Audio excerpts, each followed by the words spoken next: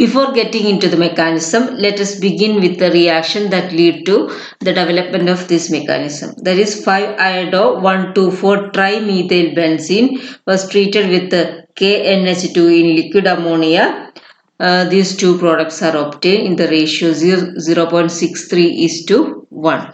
Here, this is the normal product, that is the nucleophile NH2 minus is placing here, that is where the leaving group leaves.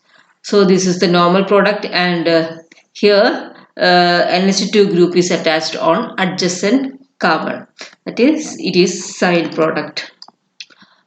Okay.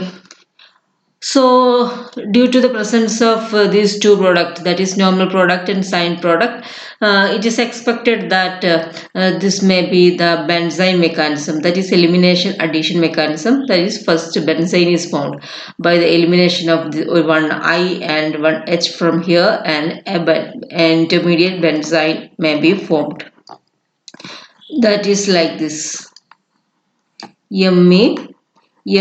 That is, we know that in case of activated ring, not activated ring, that is not deactivated ring, that is if the groups present are not electron withdrawing group and presence of a strong base, the mechanism may be benzene mechanism. So the first formed intermediate will be this benzene.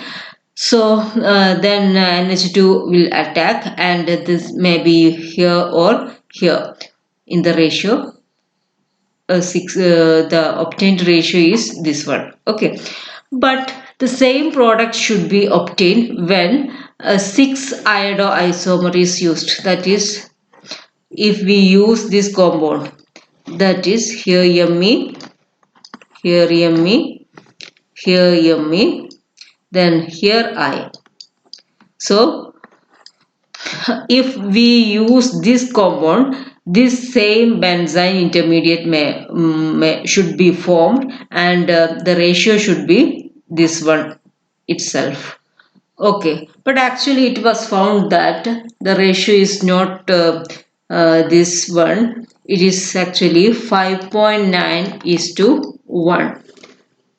Okay, but in case of chloro and bromo isomer, that is instead of this iodine, if we use a chloro and bromo isomer, the ratio of syn and normal product is same in case of both these cases. That is, instead of this iodine, if we use bromine, and we get same ratio for this compound 5 isomer and this 6 isomer. So from this observation, it is found that this is not the intermediate form. That is, the mechanism is not happening through this intermediate or benzene mechanism. So let us have the mechanism. Here, first of all, what happens is, in presence of an electron donor,